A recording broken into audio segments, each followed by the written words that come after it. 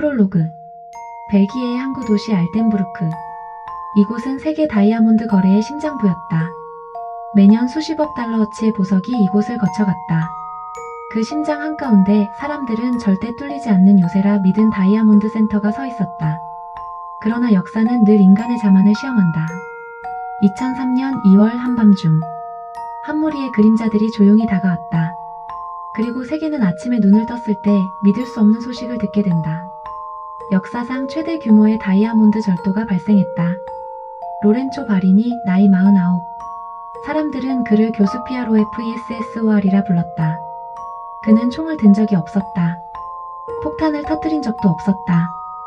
그의 무기는 오직 치밀한 계획과 차분한 인내였다. 이탈리아 나폴리에서 태어난 로렌초는 어린 시절부터 잠금장치와 금고에 집착했다. 동네 가게의 자물쇠를 장난삼아 열어보던 소녀는 자라서 범죄 세계에서 전설이 되었다. 그러나 그는 폭력적인 마피아와 달랐다. 그는 늘 말하곤 했다. 총으로 돈을 빼앗는 건 어리석다. 진짜 도둑은 보이지 않게 아무도 모르게 가져가는 거다. 그는 평생 여러 은행과 보석상을 털었지만 마지막으로 인생을 건 작품을 원했다. 그 눈길이 향한 곳은 알텐부르크 다이아몬드 센터였다.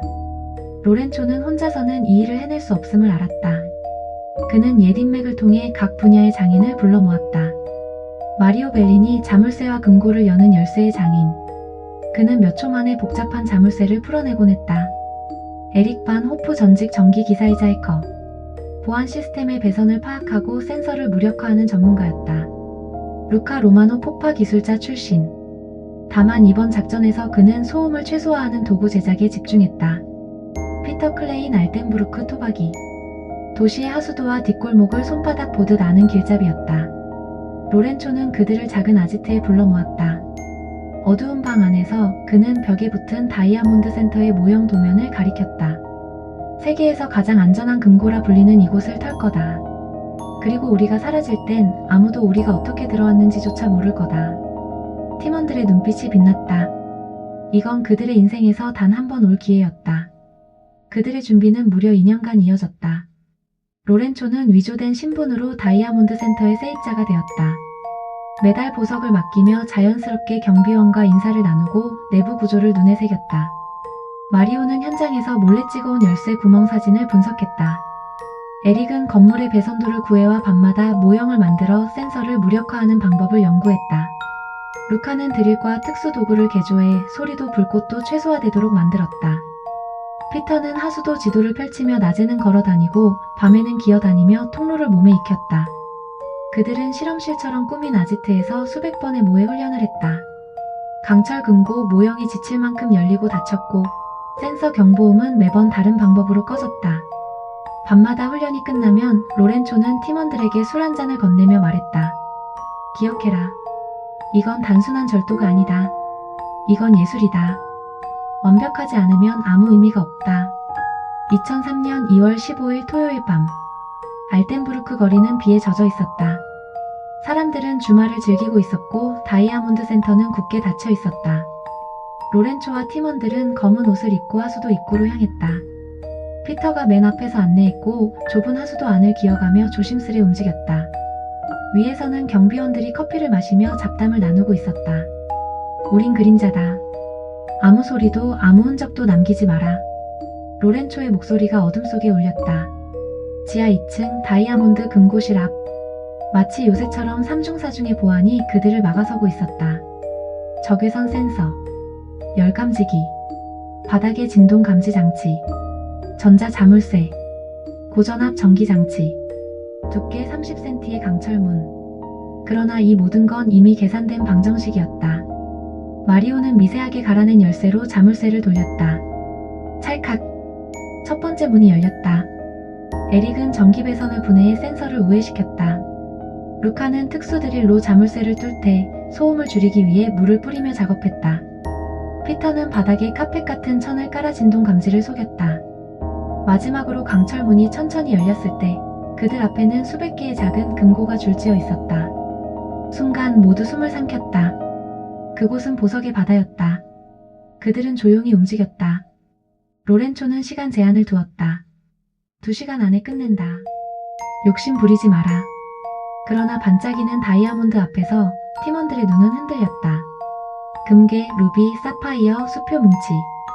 가방은 금세 무거워졌다. 이게 전부 얼마일까? 마리오가 속삭였다. 아마 평생을 써도 다 못 쓸 거다. 에릭이 답했다. 새벽 3시. 그들은 마지막 금고를 닫고 흔적을 지우기 시작했다. 감시 카메라에 테이프를 제거했고 손자국을 지웠다. 모든 게 완벽했다. 이제 떠나자. 로렌초의 목소리는 낮고 차분했다.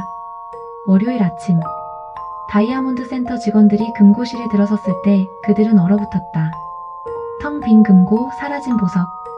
약 1억 달러 규모의 보물이 흔적도 없이 사라졌다. 언론은 난리가 났다. 세기의 절도. 불가능을 가능으로 만든 범죄. 세계 다이아몬드 시장의 충격. 알텐부르크의 거리는 기자들과 경찰, 그리고 불안에 떠는 보석상들로 가득 찼다. 형사 클라우스 메이어는 사건을 맡았다. 그는 금고실 바닥에서 작은 플라스틱 조각을 발견했다. 그리고 하수도에서 버려진 음식물 껍질 하나를 찾아냈다. DNA 검사 결과 그것은 이탈리아 범죄 조직과 연관이 있었다. 며칠 뒤 경찰은 로렌초와 팀원 일부를 체포했다. 아지트에서는 장비와 일부 보석이 발견되었다. 그러나 대부분의 보물은 사라진 상태였다. 체포된 팀원들은 서로를 의심했다. 로렌초가 숨겼어. 아니야, 피터가 가져갔어. 그러나 누구도 증거를 내놓지 못했다. 서로를 배신하면 자신도 위험했다. 재판장에서 로렌초는 차분히 말했다. 난 아무것도 모른다. 난 단지 세입자였을 뿐이다. 그의 눈빛은 마치 강단의 선 교수처럼 흔들림이 없었다. 로렌초는 몇 년의 형을 선고받았다. 그러나 감옥에서도 그는 존경과 두려움의 대상이었다. 총 한 발 쏘지 않고 단 한 명도 다치게 하지 않고 세기의 보물을 훔친 남자.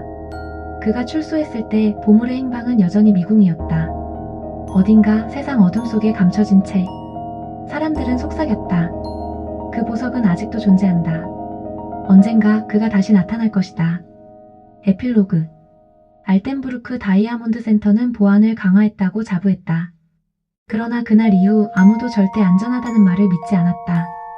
그리고 한 도시, 한 산업, 나아가 세계는 하나의 교훈을 남겼다. 완벽한 범죄는 없다. 다만 완벽에 가까운 예술만이 있을 뿐이다. 이 이야기는 2003년 벨기에에서 벌어진 세계 최대 규모의 다이아몬드 절도 사건을 등장인물과 이름, 세부 지역은 가명을 사용해 만들었습니다. 구독, 좋아요, 알림 설정은 큰 힘이 됩니다. 감사합니다.